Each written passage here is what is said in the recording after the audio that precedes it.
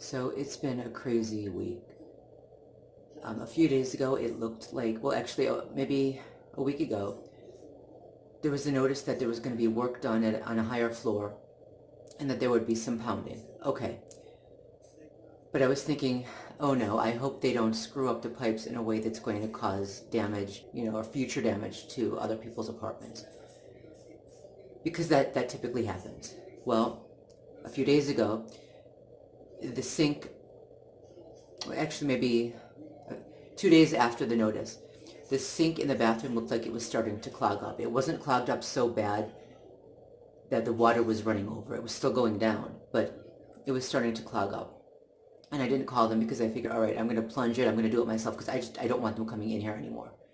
For one, because they especially the guys, they take their masks off and come really close. So they don't obey the 6-foot rule. Their masks are off. Some cough. I'm trying to prevent my mother from getting sick. And I'm trying to prevent myself from getting sick, to keep myself healthy, to keep her healthy. So I didn't want them coming up. And plus, I didn't want them, walking with their dirty shoes on the floor because I'm trying to keep the floor clean. You don't know what germs and viruses are going to be on their shoes. Okay, then we step on the floor. And unfortunately, my mother, she'll touch her feet and then touch her face. She'll touch her feet and touch her mouth or rub her eyes. She just won't.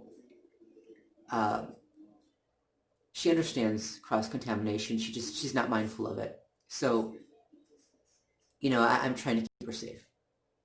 Well, a few days ago, they came up anyway, and they knocked on the door and asked us if there was something wrong with our sink. So even though we hadn't told them, they knew that there was something wrong. Why? Because either it was a setup or there were other apartments that had a problem. And they implied that there were other apartments that also had a problem. They'll never tell us what it is, though. So they went in and they saw that it was a little backed up. So they said, okay, they're going to have to fix it. It's two guys.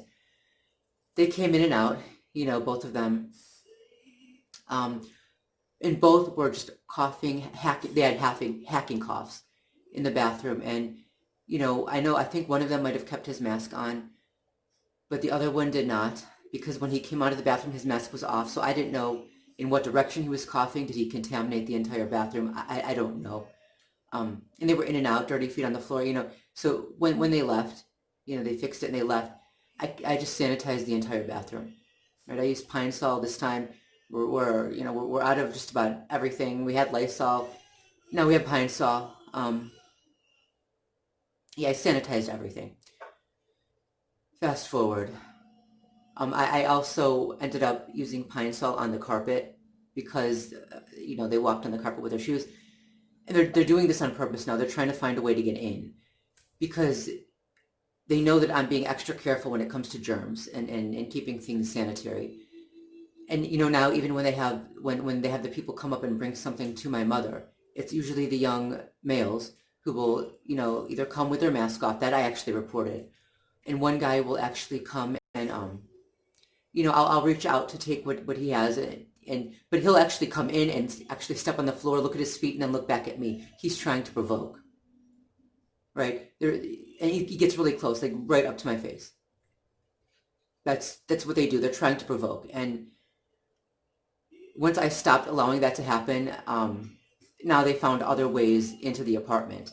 So I was upset and I was angry. And over the last few days, I just it's hard when you have to watch someone 24/7 to make sure they don't contaminate themselves in a way that could kill them, right? Especially when they don't cooperate. And there's a lot going on. And there was pounding from upstairs again and thumping and on and off. And every time I would turn my camera on to catch it, they would stop. It just this trash, on and off. I was at the end of what I could take. And a few nights ago, maybe it wasn't last night. It was the night before last night. No, might have been the night before that even. It was in the middle of the night and they thumped and they thumped again. They woke me up and then they stopped and I just started shouting and shouting and shouting. And I punched a wall and said, I'm so tired. I can't do this anymore. And I was angry at my mother too for not being careful with contamination, because she's a hoarder too. So when the mail comes in and it's dirty, she wants to take it and hold it and then leave it on her bed, like in the old apartment and before the old apartment in the old house. She had junk piled sky high from floor to ceiling, even on her bed. Well, she can't do that now with the mail that comes in because it's dirty. So I'll read it to her and throw it out, or if it's important, I'll put it away somewhere. Or if she wants to see it, I'll offer her gloves so she can hold it and see it. But she can't just put it on her bed and hoard it, and she gets angry about that. And the fact that there's a killer virus out there doesn't seem to matter to her. And I got so angry, and I was screaming, and security came up.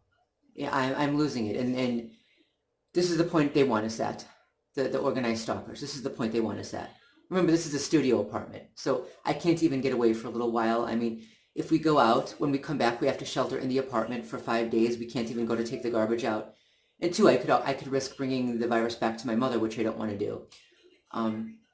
There's a courtyard in the building. There's a little area where we can go out and walk around without actually leaving the building premises, where we wouldn't have to shelter in place when we come back. In the apartment without leaving. We still have to shelter in the building. We can't, but I don't even do that just because I'm afraid if I'm out, they're going to report me for something. They always will. And I'll never be told what the accusation is. So I was angry. I was so angry, and I was shouting, and I nearly punched through the wall. So security came up, and I explained a little bit about what was happening, because this is a new woman, and I told her about, I didn't call it organized stalking, because once you say something like that, they don't believe you. So they think you're crazy. So in the last security guard I tried to explain to that, I tried to explain this to, she looked me right in the eye and said, "Do you see things that other people can't see?" And I was thinking, how dare you? Don't you dare go there. Anyway, so I explained a little bit of it to her. Well, and she seemed nice, but yesterday, a woman, one of the directors, came up to the apartment, knocked on the door, and said she heard something disturbing. They were shouting. She wanted to make sure things were okay. That she had called a few times, no one answered, so she decided to come up. We don't answer the phone anymore because of the constant robocalls, right? So that's why we didn't get the message. But then she looked at me and she said, and I remind, and this is a woman who I told what was happening to. I explained everything to her a while back, so she knows damn well what was going on. And I said to her, "Well, do you remember what we talked about a while back?" And she acted like she didn't really respond. And I said, "Well," so I started re-explaining it to her. And she was kind of as flippant about it as before, although she did mention that, well, that's hard, that's scary and whatever. But she didn't take it seriously before. She's not taking it seriously now. And then she said, well, that's frightening. Remember, you have your mother to think about. I nearly, again, punched through another wall. Yes, I have my mother to think about. And that is all I've been doing. I've been running myself ragged, trying to make sure that my mother is safe, dealing with both the organized stalking and the pandemic. With organized stalking, I mean, it's insane how far I've had to go to make sure that she doesn't get contaminated food, that I check all the bags, I make sure that there's no holes in the bags, and even having things delivered, it has to be sealed. And it's difficult because she goes through these phases where she won't eat this and she won't eat that, and she said she wouldn't be this picky during a pandemic, but she is. And so she's limited. I'm limited as to what I can get her. And even when they bring food up from the cafeteria, I rewarm it up to make sure the virus isn't there. So and of course sanitizing and resanitizing again to make sure that she doesn't get contaminated with everything. Every moment of my existence has been dedicated to making sure she's safe. The people in the building, on the other hand, they're the complete opposite. So this woman, she has the gall to tell me, you've got your mother to think about. Yes, I know that. That's all I ever do. It would be nice if they do as well, because they haven't taken it seriously.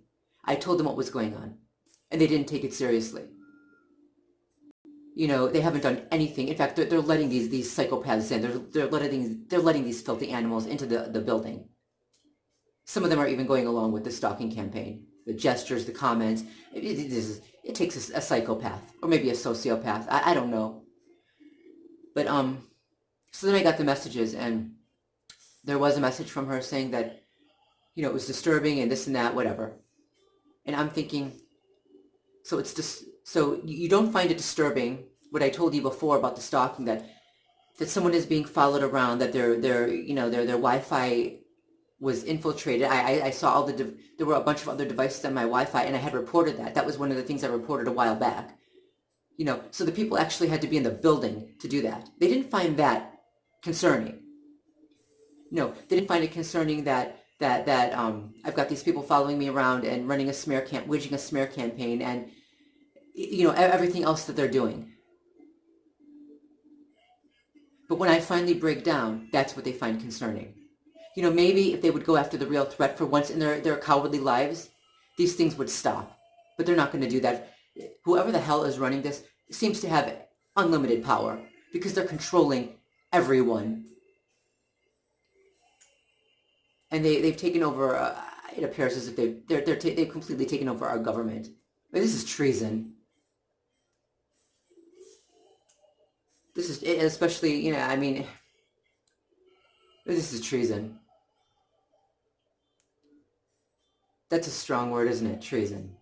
I've said it 3 times now. It would be nice if they take their own advice.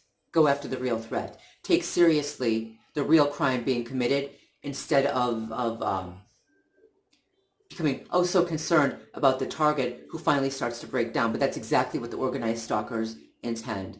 They attack and attack and attack, and when the target starts to break down, they report the target. And then it's the target that looks crazy or even gets arrested, right? It's the target that's looked upon with suspicion.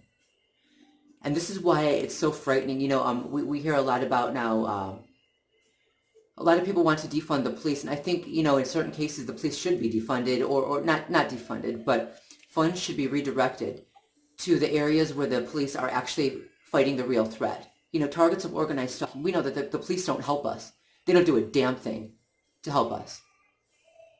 But that doesn't mean there aren't any good guys out there. Of course there are. I don't think the police should be refunded. I think the funding should be taken away from the cowards who wage their wars and only attack innocent, easy targets. Some 6-foot-tall, muscle-bound guy doesn't need a baton, a bulletproof vest, a gun, and a taser to knock out an elderly man or a woman, does he? Come on, that's absurd. He needs those weapons and the gear to go after a real threat. The cops who go after the real threat, of course, should have that gear, and of course they should be funded.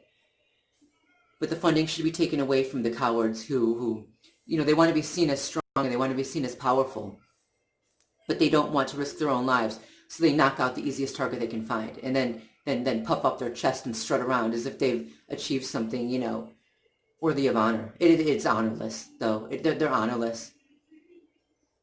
And I have a lot of respect for the police out there who really do the job they applied for and fight against the real threat. And God bless them. All right, there are some. But what frightens me, though, is there were some protesters who suggested completely getting rid of the police and replacing them with community watch groups. Even though the police don't help targets of organized stalking, this is the worst thing that could ever happen. Look at what the community does. They never go after the real threat. In fact, in many cases, they join along with the real threat. In some cases, they unwittingly help the real criminals, and they do it by trying to label the target as mentally ill when the target starts to break down. Once the target is labeled mentally ill, especially if the target is labeled with schizophrenia or delusions, schizophrenia is a paranoid delusional disorder, the target is never going to be taken seriously again. So any complaint the target makes that he or she is being attacked and followed and stalked is going to be written off as delusion and be used as further proof that the target is mentally ill. So the target at some point can't say anything at all. This allows the abusers to abuse with impunity.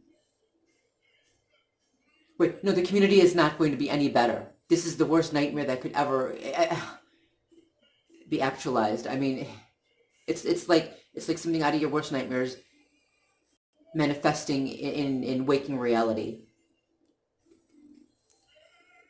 Okay, the masses, if you look at all of the wars that have ever been committed, look at the last two, some of the most horrific, the Holocaust, and then after that, the war waged on anti-communist in East Germany, right, where the Stasi used Zersetzung tactics against people. The masses went along with that because someone with power and authority told them that what they were doing was fine. And they always do go along with that. No, I don't want a community patrol. They will always only ever help the real threat, destroy easy, innocent targets. And against our Constitution as well. They'll deprive us of our constitutional rights to a defense. They'll attack people. They'll join in a vigilante group against someone, in many cases they don't even know, based on accusations they heard, without ever hearing the target's side, without ever allowing a defense. You think a community watch group is going to be better? My God, no. No. Anyway, so last night, yeah, I posted a short video of what was happening. The ceiling was leaking, and it was leaking in an area where there's no plumbing. The apartments are stacked up pretty evenly, and the toilets and the sinks are typically in the same location. And that's what I mean by stacked up evenly. That sounded weird, but there's no plumbing in the hallway where this current leak took place. We called downstairs, and nobody came up for like 20-30 minutes. That leak was going on. Eventually it did stop. When someone finally came up, it had stopped and it started to dry out. And again, they wouldn't tell us what was going on. I asked what happened, and they did say it was coming from the floor above us, but they wouldn't tell us how it was happening or why. Right? It was a security guard and one of the janitors or maintenance guys, and the security guard looked confused and a little worried. So that's what happened last night. Anyway, this video is longer than I intended it to be. Just wanted to let you all know what was going on. Peace.